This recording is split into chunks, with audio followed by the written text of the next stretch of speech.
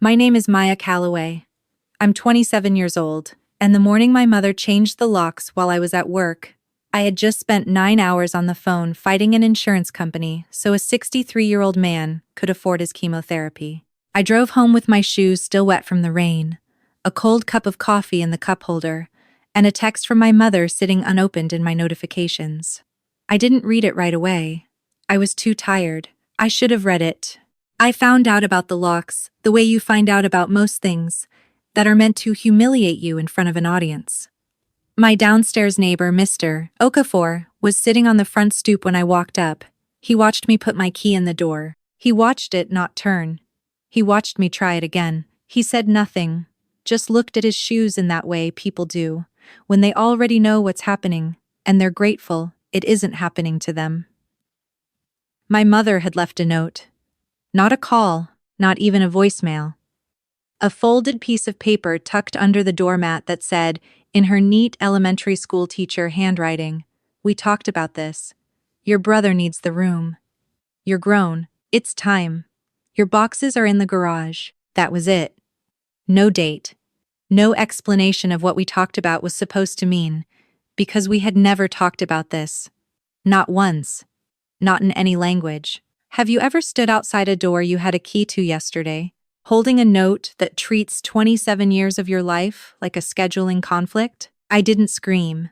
I didn't call her. I picked up the note, folded it back exactly the way she had left it, slid it into my work bag next to my badge and my lunch container, and walked around to the garage. My things were in 3 boxes and 2 garbage bags. The boxes were at least taped. The garbage bags were not. A pair of my work flats had fallen out and were sitting in a small puddle near the garage drain. I picked them up, set them on top of a box, and stood there for a moment in the gray afternoon light, doing the math on my life. I had lived in that house for 2 years since moving back to help with bills after my stepfather left. 2 years of paying $900 a month toward the mortgage my mother said she couldn't cover alone. 2 years of handling the insurance renewals, the car registration, the internet account, the subscription services nobody else knew how to manage. 2 years of being the person my younger brother Marcus called when he needed rent money floated, when he needed someone to negotiate his cable bill, when he needed a warm meal at 10 at night because he'd forgotten to eat again. And now Marcus needed the room. So out went the boxes. Out went the garbage bags. Out went me. I called the one person I knew would not immediately try to fix it or minimize it, my coworker, Diane Chen, who had known me for 3 years, who had once sat with me in a hospital stairwell while I cried over something I can no longer remember, and who answered the phone on the second ring like she'd been waiting. "Tell me exactly what happened," she said. "Start from the note." So I did. Every word. The handwriting, the garage, the puddle, the flats. When I finished, Diane was quiet for a second. Then she said, "Where are you going tonight?" I hadn't thought that far. I told her so. "You're coming here," she said. It was not a question. Before I tell you what happened over the next 3 weeks, and what my phone looked like when I finally turned my notifications back on, I want to ask you something. Where are you right now? What time is it for you? Because I'm curious how many of you already know exactly what this story feels like from the inside. I spent the first night on Diane's couch with a borrowed blanket and the particular quiet of someone else's home, the unfamiliar creak of the hallway, the neighbor's dog, the refrigerator hum in a different key than I was used to. I didn't sleep much. I lay there running through the logistics with the detached focus of someone who has learned that panic is expensive and clarity is the only currency that matters in a crisis. I had $1,100 in checking, a car, a full-time job with decent benefits, a professional reference from my supervisor Gwen Hartley that I hadn't needed yet but had always kept updated. I was not in danger. I was inconvenienced, deeply, but I was not in danger. I kept reminding myself of that distinction because it was the only thing keeping the grief from becoming something larger. The grief was there, though. I want to be honest about that. There is a specific kind of hurt that comes not from being surprised by people, but from finally having proof of what you already suspected. My mother had never once told me she was proud of me, not when I got my certification, Not when I was promoted. Not when I single-handedly appealed a wrongful claim denial and saved a family $14,000. She told Marcus he was brilliant when he downloaded a new app on her phone. I had been telling myself for years that her silence was just her personality, that she showed love in practical ways, that she wasn't a words person. Lying on Diane's couch at 2 in the morning, I had to reckon with the possibility that her silence was not a love language. It was just silence. On day 2, I called my job's employee assistance line and asked about short-term housing resources. The woman on the phone was kind in the brisk, professional way of someone who has had this particular conversation many times. She gave me 3 numbers. I called all 3. By noon, I had a lead on a furnished studio sublet in a building 12 minutes from work, available immediately, owned by a retired postal worker named Mr. Gaines, who asked only 2 questions: did I have steady income, and did I smoke indoors? I said yes to the first, no to the second. He said he'd have the key ready by Friday. I texted my mother to let her know I had found a place. She responded 2 hours later with a thumbs up emoji. A thumbs up for the information that her daughter had secured housing after being locked out with 48 hours notice. A single yellow thumb, floating in a text bubble, doing absolutely no emotional labor at all. I screenshotted it, saved it to a folder I titled Evidence, the same way you'd label something you intend to reference later. Not because I planned to show anyone, because I needed to see it clearly enough that I could never later let myself rewrite it as something warmer. Diane drove me to pick up the boxes from my mother's garage on Thursday. My mother was home. I know because her car was in the driveway and the blinds moved twice while I loaded things into the back seat. She did not come out. Marcus came out, though, eating a bowl of cereal at 10 in the morning, barefoot on the driveway, watching me stack garbage bags into my trunk. "Bro, she's not mad," he said. Like that was the relevant issue. Like the question of whether my mother was emotionally comfortable with the situation she had created was the thing I should be focused on. I looked at him. He was wearing the hoodie I had ordered for him last Christmas because he'd complained about the cold in his car, and I had quietly added it to my cart the same afternoon without saying anything. He didn't remember that. He would not have connected those 2 things. "Marcus," I said, "do you know how the internet gets paid?" He shrugged. "Mom handles it?" "Mom doesn't handle it. I set up the autopay 2 years ago with my card." He blinked. "Oh, the car insurance, on her Civic. Do you know whose name that renewal reminder goes to?" Another blink. "Yours?" "Mine. The streaming accounts, the pharmacy auto refill for her blood pressure medication, the grocery pickup that gets scheduled every Sunday, all of it comes to me, has come to me, for 2 years. He was quiet for a moment, spoon halfway to his mouth. Then he said, "I didn't know that." "I know you didn't," I said. "That's sort of the whole problem." I got in the car.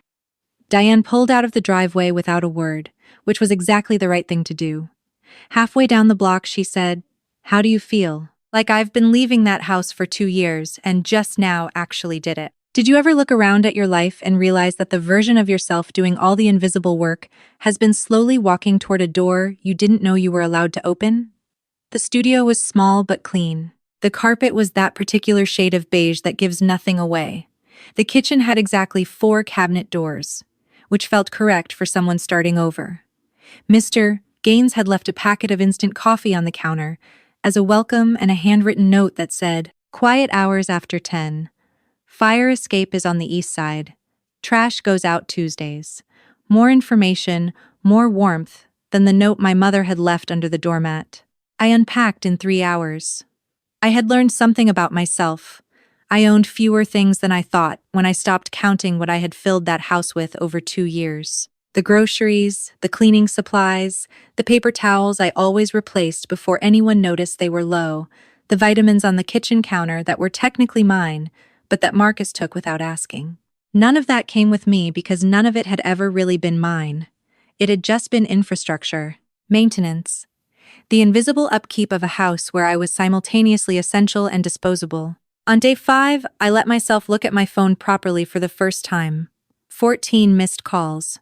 32 text messages. I read them in chronological order, the way you read something you want to understand completely rather than just react to. My mother, day 2. I hope the move went okay. Marcus, day 2. Hey, can you send me the login for the car insurance portal? Mom can't find it. My mother, day 3. The pharmacy called about a refill. I don't have the account info. Marcus, day 3. Did you cancel the streaming or something it's not working? My mother, day 4. 2 messages. Maya, I need the internet account password and then, an hour later, I found a late notice for the civic registration. Was that supposed to be handled? Marcus, day 4. Yo, are you okay? Mom's kind of freaking out. My mother, day 5. 3 messages in a row. Maya, please respond. And I need to know which card the utilities are on. And this is getting ridiculous. I set my phone face down on the beige carpet and sat there for a long moment. No, I'm sorry. No, I miss you. No, I made a mistake. Or I should have talked to you first. Or I don't know what I was thinking. Just a cascade of logistical need arriving in the order in which things broke down without me. First the streaming, then the pharmacy, then the insurance, then the utilities, a whole household discovering, service by service, that the person they had called a burden had in fact been the thing holding the weight.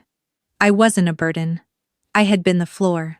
I called Diane that night not because I was falling apart, but because I needed to hear a voice that knew the whole story. She listened while I read her the messages. When I got to this, is getting ridiculous, she made a sound that was not quite a laugh. She's talking about her own inconvenience, Diane said. I know, not your feelings. Not what she did. The inconvenience. I know, I said again. That's what I needed to hear out loud. The next morning at work, my supervisor Gwen called me into her office before the shift briefing. I assumed it was about a case. It was not about a case. She had a printed email on her desk, and she turned it to face me. It was my application for the senior patient advocate position.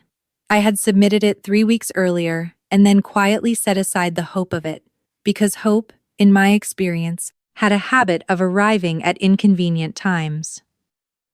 You want to explain to me, Gwen said, why this has been sitting in my inbox for 3 weeks and I'm only just now making time for it. You've been busy, I said.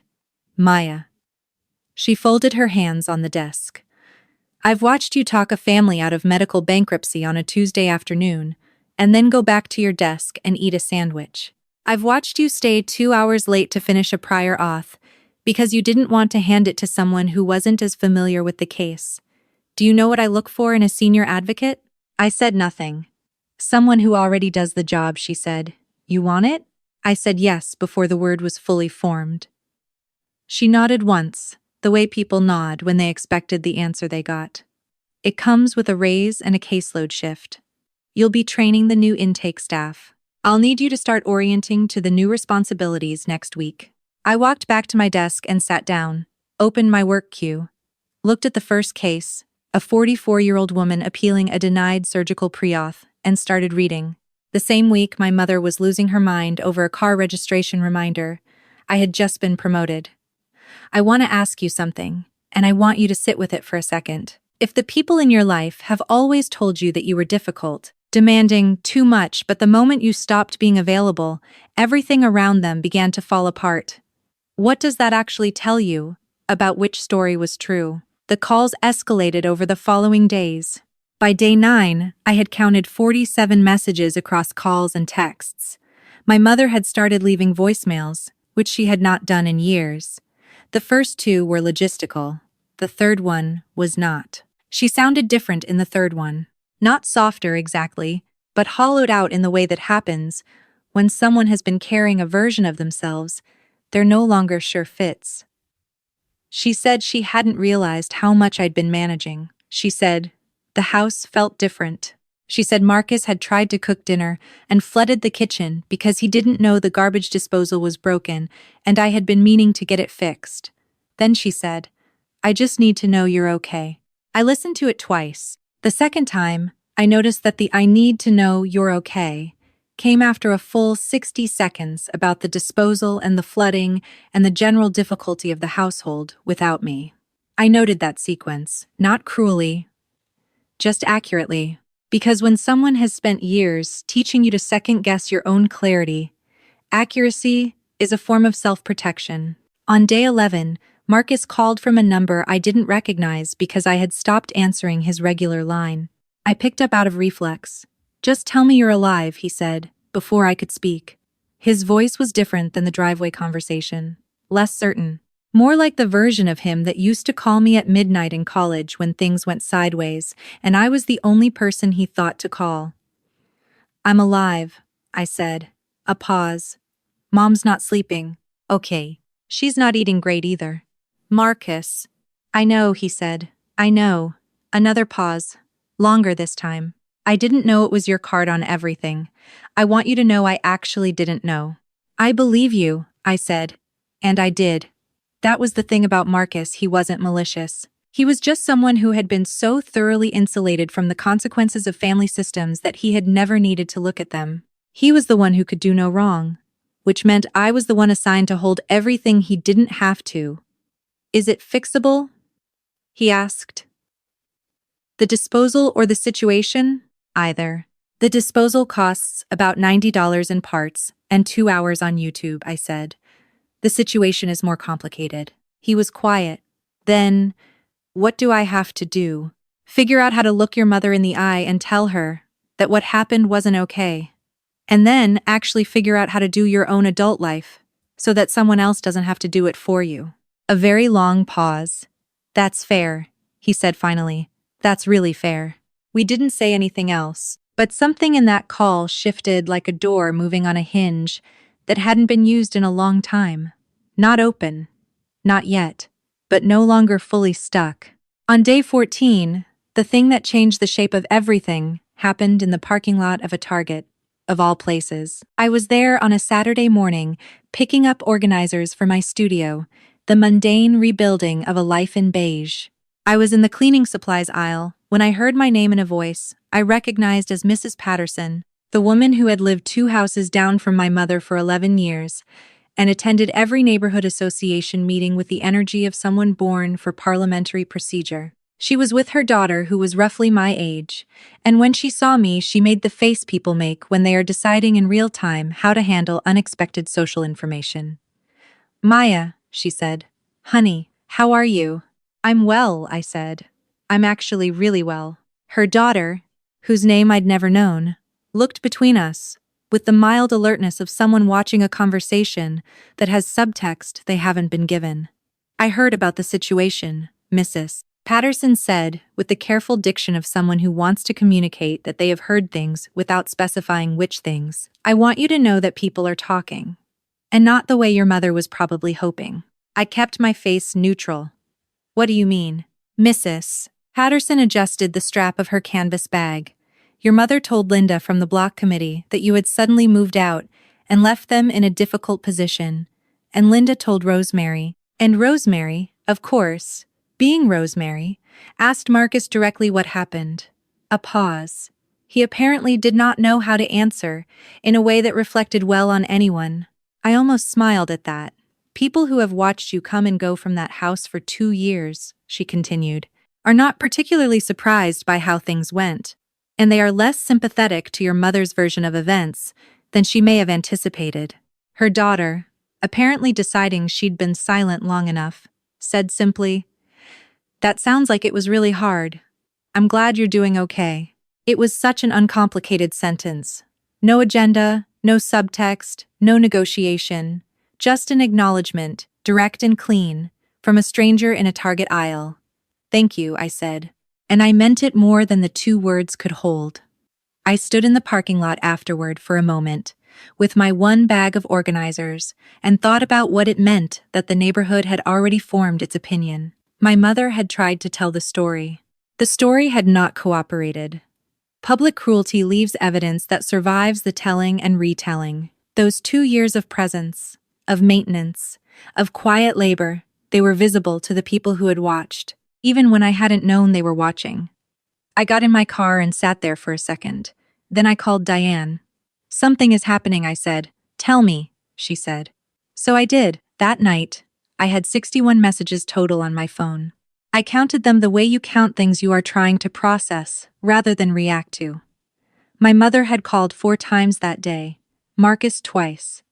There were 3 texts from a cousin I hadn't spoken to in a year, who apparently had been told a version of the story and wanted to offer her apartment as a place to stay, which I appreciated even if I no longer needed it. And then there was a text from my mother, sent at 11:47 p.m., that was different from all the others. It was long, 6 paragraphs. I will not go through it line by line because the specifics are hers, not mine to narrate. But the shape of it was this. She was scared. Not of me, not of consequences, but of something she had seen in the last 2 weeks that she hadn't let herself see before. She said the house felt like it was breathing differently without me in it. She said she hadn't understood what I had been carrying because she hadn't asked. She said she was ashamed of the note under the doormat. She used that word, ashamed, which in 27 years of knowing her, I had never once heard her apply to herself. I read it 3 times. Then I set my phone down and looked at the ceiling of my studio, which was plain and white, and asked nothing of me.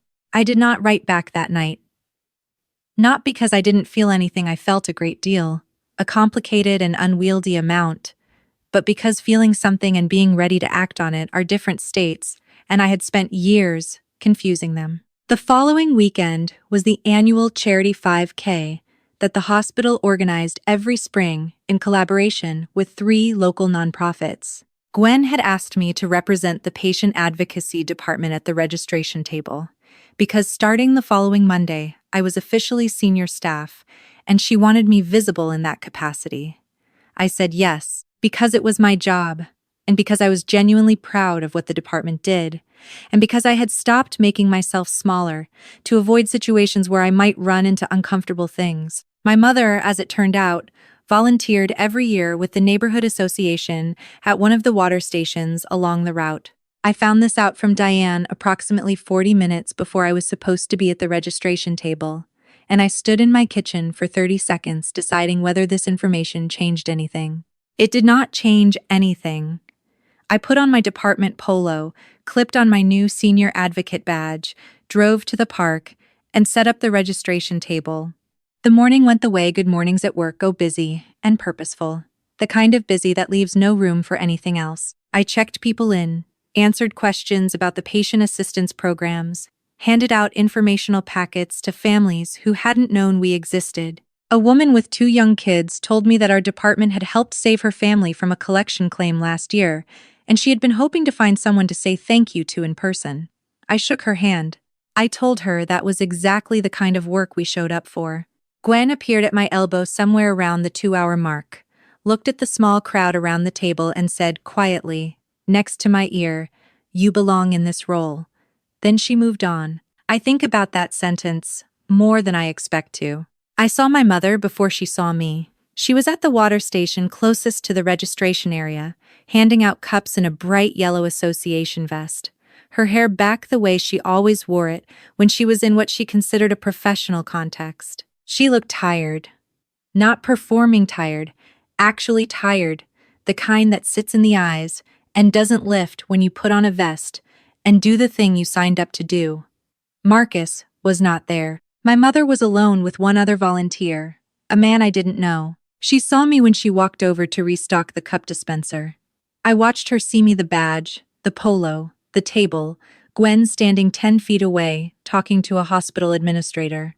I watched her run through something internal that I will never fully know. She came over. "I didn't know you'd be here," she said. "I didn't know you'd be here either," I said. "I would have come anyway." She looked at my badge, at the table, at the family that was just walking away from having thanked me. Something in her expression did what it had done in that long text at midnight, shifted under pressure, like ground after rain. The text I sent, she started. I read it, I said, "All of it?" 3 times. A pause. People moved around us. Runners stretching, kids chasing each other between the aid stations. The ordinary, beautiful noise of a Saturday morning in a park. My mother folded her hands in front of her the way she did when she was trying to hold herself together without showing that she needed to. I don't know how to do this, she said. I know you don't, I said. That's something you'd have to actually work on. She nodded. A small nod, the kind that means I hear you, and not yet I have done the thing you are describing, which was honest, and therefore more useful than if she had said something easier. Are you okay? She asked. And this time the question was at the front of the sentence. Not after the disposal. Not after the insurance portal. First. Yes, I said. I actually am. She looked at me for a long moment. Then she said, You look like yourself. It was a strange sentence. I turned it over while I looked back at her. I understood what she meant by it. I think that the version of me standing at this table, badged, employed, upright, was less worn down than the version she had last seen carrying bags into her garage. She meant it as an observation. She might not have realized it was also an indictment. I am myself, I said. I was always myself. It was just harder to see it in your house. She closed her eyes briefly. When she opened them, she didn't argue. I said, I'm not coming home. I want to be clear about that. I'm not stepping back into that role. The accounts are yours to manage now. The registration, the pharmacy, the utilities. Marcus is going to have to learn how adults handle their own logistics. She nodded. But I'm not disappearing. I'm not cutting you off to punish you. I paused. I just need you to understand the difference between me as a person and me as a function, because I think for a long time, you were only relating to the second one. My mother looked at the ground for a moment. Then she looked at my face. She didn't cry, which surprised me. She just looked. I'm going to try to do better, she said. I know, I said. I'll be watching. It wasn't forgiveness. I want to be honest about that. Forgiveness, real forgiveness, is not a single exchange in a park on a Saturday. It takes time and evidence, and a series of smaller moments that either accumulate into trust or don't. What that conversation was, what it actually was the first time my mother and I had spoken to each other in years, without the entire weight of what I was carrying standing between us. The weight was gone, because I had set it down. She had noticed it was gone, and now we were both looking at the empty space it had left. Gwen called my name from the table, and I held up one finger without looking away from my mother. Then I looked at her one more second and said, I have to get back to work. She nodded. She returned to her water station. I returned to my table. Later that afternoon, when the event was winding down and the park had the soft, settled quality of a place that has held a lot of people and is finally resting, I sat in my car for a few minutes before driving home. The sun was at that angle that makes everything look slightly cinematic, which felt like too much, honestly. But there it was. I looked at my phone, the folder of screenshots and voicemails and texts, the evidence I had been collecting for 3 weeks the way you collect things you are not sure you'll need. I closed the folder, didn't delete it, but closed it. I thought about the $900 payments, the autopay renewals, the Sunday grocery orders and the pharmacy refills, and the years of being present in a house where presence was taken for granted until it was gone. I thought about the thumbs up emoji and the note under the doormat, and Marcus in the driveway, eating cereal in my Christmas hoodie. And then I thought about Gwen saying, "You belong here," in the middle of a crowd of people who had come to her because they needed help and found it. I thought about the woman with 2 kids who had been hoping to find someone to thank. I thought about my name on a badge that said Senior Patient Advocate in a font that did not ask anyone's permission. The people who had called me difficult had also been the people whose whole household stopped functioning when I left. I want you to sit with that for a second, because it is not a small thing. There is a particular kind of cruelty in being declared a burden by the exact same people who depend on you for everything, and a particular kind of clarity that arrives, finally, when you stop being available and watch the story they told about you fall apart in real time. I started the car, drove home, unlocked my own door with my own key, made coffee in my 4-cabinet kitchen while the evening settled in outside my window, ordinary and quiet and entirely mine. On Tuesday, I started my new role. On Thursday, Marcus sent me a 14-minute voice memo that I have not yet fully listened to, but but planned to. On Sunday, my mother texted me a photo of her grocery receipt with a note that said, "I made the pickup account." Marcus showed me. "Thought you should know." Which was not nothing. Which was, in fact, the size of thing that starts a longer process. I didn't respond right away. I made dinner. I ate it. Then I sent back a single sentence. Good. That's a good start. Because here is what I know now, on the other side of 3 weeks, that rearranged everything. Leaving is not the same as abandoning. Holding a boundary is not the same as cruelty. And when someone has built their comfort on the parts of you that you were never asked permission to give your time, your money, your energy, your quiet maintenance of their entire functioning life, then taking those things back is not a betrayal. It is just finally, for the first time, treating yourself like someone whose resources are not unlimited and whose life belongs to you. I used to believe that if I just kept being useful enough, kept being present enough, kept absorbing enough of the weight, eventually someone would notice and say thank you. What I know now is that the people who take that kind of giving for granted don't see it until it stops. And sometimes, the most honest thing you can do for everyone involved, including yourself, is to let it stop. There are people in your life right now who call you their foundation while treating you like furniture. And somewhere in you, you already know who they are. The question is whether you're going to keep pretending you don't.